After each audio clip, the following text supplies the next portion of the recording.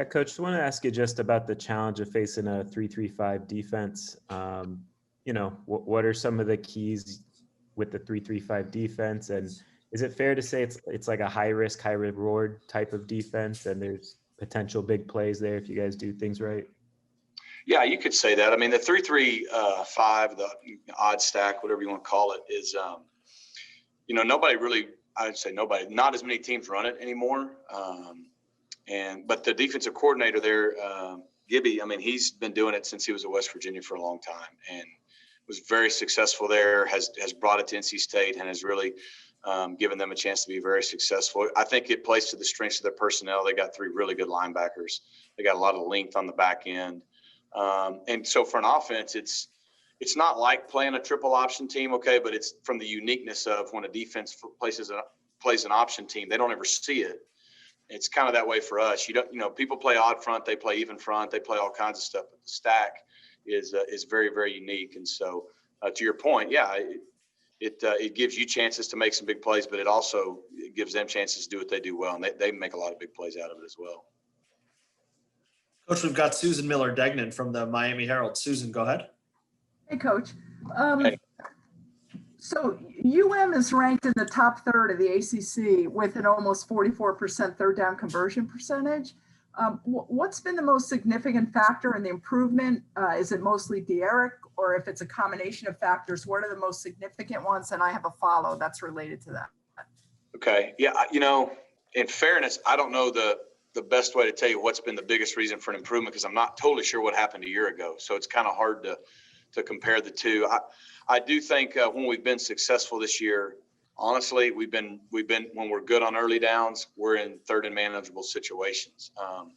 We weren't great on third down against Pitt or Clemson, and you look back at the end of the game, you go, well, why? Well, we had like 5 or 6 third and 11 pluses in both those games, and it doesn't matter who you are, you get third and 11 plus, you're going to really struggle. But having a quarterback who can get the ball out and obviously can make plays with his feet helps.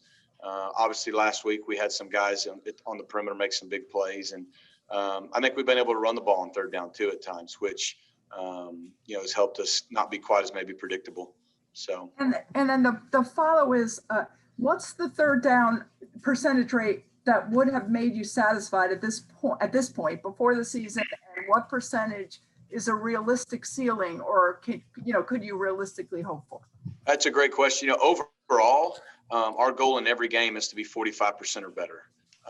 And the reason we have our goals and statistics lined up is most years 45% or better is going to get you somewhere around the top 25 in the country in third down percentage, whether it's 23 one year, 28 one year, but that's kind of a good measuring stick. And so obviously any game you go 50% or better on third down, you feel really good.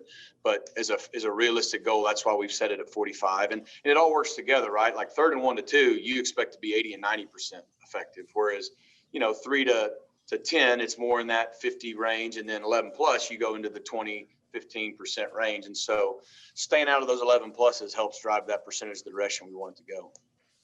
Thank you. Coach, we've got Manny Navarro from The Athletic. Manny, go ahead. Hey, Coach Lashlee, how are you? Hey, Manny. Hey, so obviously Coach told us Brevin is healthy back this week. Curious as to, when you look back at those first 4 games that he did play, just what you thought of his play and what, where you hope to see him get to here over the second half of the season. Yeah, I thought, especially you look at, the Louisville and the really the second half of the UAB game and the Louisville and the Florida State game, I thought he showed that, he was one of our better playmakers. And obviously having him and Will healthy is something we've been striving for since week 1. It's good to have him healthy and have him back. And, I would hope that he would pick up where he left off and, be one of our more explosive playmakers for us. Thanks. Coach, got 2 more for you. We're going to go to Gary Furman first from Canesport. Gary, go ahead. Hey, Rhett, how you doing this week? Hey, Gary. I imagine, coming off the bye week and, looking back at the last couple games, that one of your big initiatives this week is going to be to get the running game going again, the way you had it early in the season. And when I watched these guys play North Carolina, they gave up huge chunks of yards. What did you see there? I guess Carolina ran for over 326 yards. without obviously giving your game plan away, what did you see there? And, why do you think, I mean, they seem to have a decent linebacker crew, and what made them so susceptible to the run game? Well, I think their base scheme is really good in that the 3-3 stack, like we talked about earlier, allows you to get to almost a 7 or 8 man front. But then because you're in an odd structure and you've kind of packed the box with those linebackers, when it is a time when you're in that structure and then the team drops back to pass, the corners and safeties are deep, designed to take away the big play, but there's an extra zone defender in that middle layer. So in general, they do a good job. I think what North Carolina was able to do is just to keep attacking, and they're good enough to make plays in the passing game on the perimeter that put enough pressure on NC State to now have to adjust for that, which then opened up the running lanes. Because if you look at the course of that game, they weren't just running them over early. They had to throw the football to open up the run. But at the end of the day, yes, we want to run the football better because that's what we want to do. Obviously, having the bye week allowed us to maybe try to clean some things up. But every game we go into, balance is a big deal for us, and it starts with being able to run the football. And then one other thing, obviously you were able to bust out Harley quite a bit in the last game. Is that something that, I guess I got to think you want to try to build on that now? I mean, you've been trying to get that element of the offense going, for much of the season with the receivers getting more explosive and things like that. How can you build on that this week? Yeah, we just got to make that, who we are. We've got to make that a consistent habit and not let that be a one-time thing. I think sometimes, I was really excited for Mike to kind of feel like he stepped up and led that group. I think sometimes guys get excited after a game and they say things. Look, our guys haven't been working any harder since the Clemson game than they were before.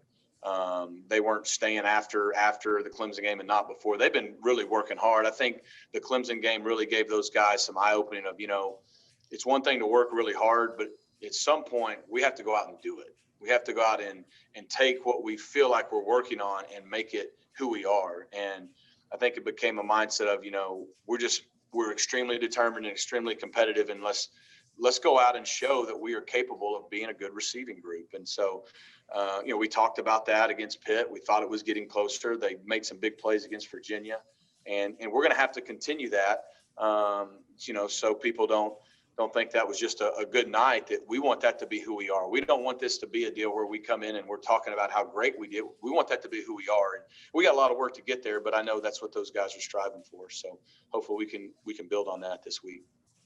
Coach, last one for you. David Furones of the Sun Sentinel. David, go ahead for Coach Lashlee. Hey, Coach, sticking with the receivers, we saw competition still shows on the depth chart for those 3 spots with 9 guys overall. Will that continue to be done because it kind of worked? It was a success with what we saw against Virginia.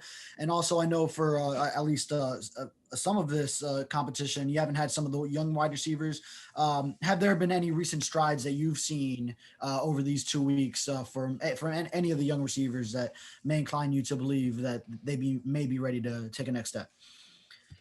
Yeah, I mean, I think competition is always going to make us better. And, we're kind of learning that's how our guys tick even more so than normal. But that's going to be who we want to be because, when guys are uncomfortable in a good way, it makes you bring your best every day. It doesn't allow you to relax. And I think that's good. So, yeah, we'll continue that really across the board.